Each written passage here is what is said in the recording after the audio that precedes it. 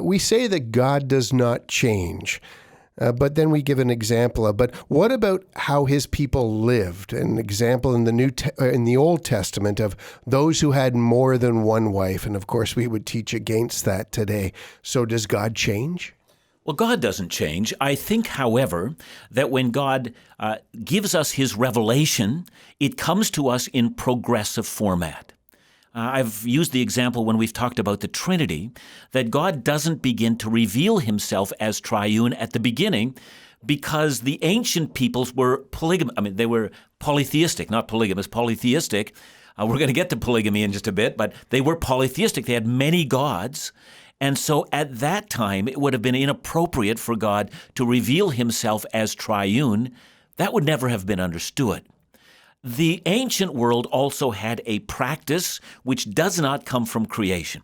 Creation teaches us that God created one man and one woman, and then attaches to that the significance of marriage, which is between one man and one woman. But we also know that initially there was a practice of polygamy that was widespread.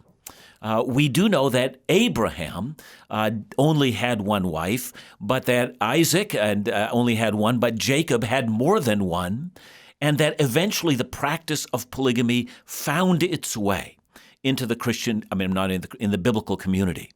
By the time we get to the New Testament era, there would have been polygamous people groups that heard the gospel preached to them. And then we find in 1 Timothy, however, that anyone who gives themselves to leadership of God's people, in which their life and their home life is to serve as an example to the whole flock, that they must be the husband of only one wife.